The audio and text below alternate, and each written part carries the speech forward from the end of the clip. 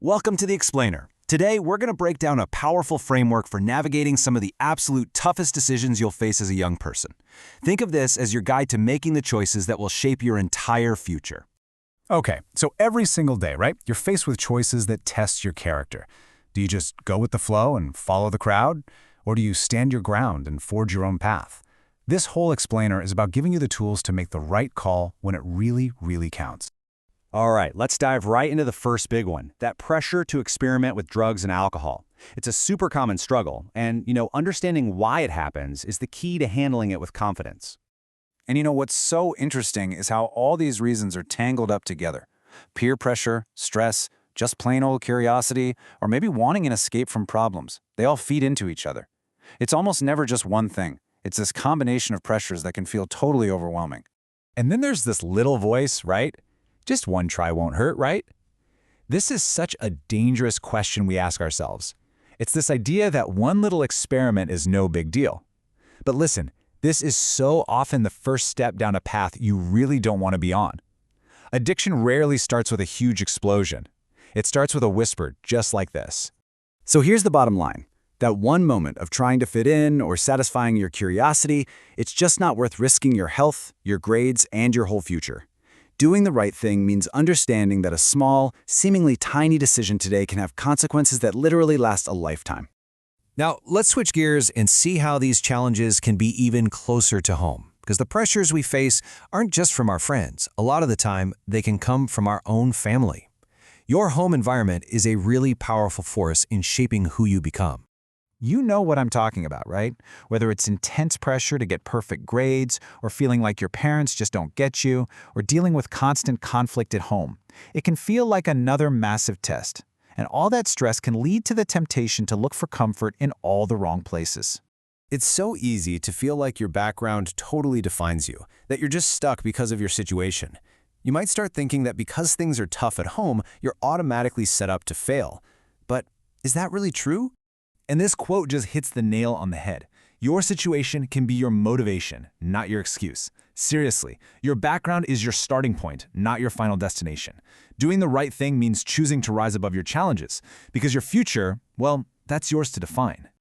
All right, now for something that can feel like it takes over everything: relationships and teen love.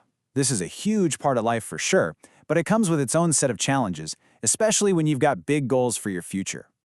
Look, relationships can be amazing, but they also bring challenges that can seriously sidetrack you. We're talking about the emotional roller coaster, the huge time commitment, and the distraction from your studies. These are all real things you got to be aware of if you want to stay on track.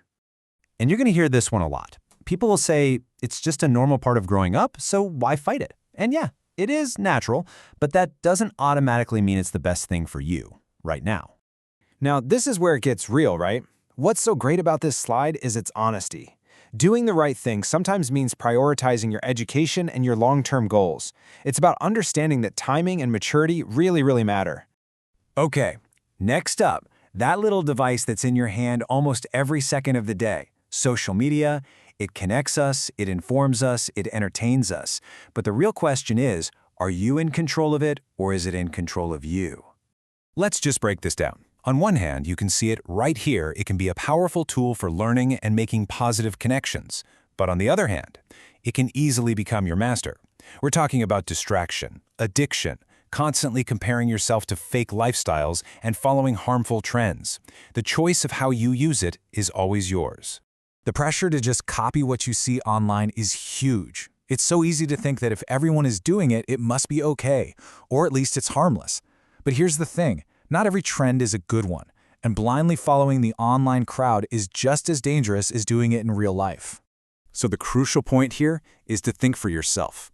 Doing the right thing means you choose to control your screen time, what you consume, and what you post.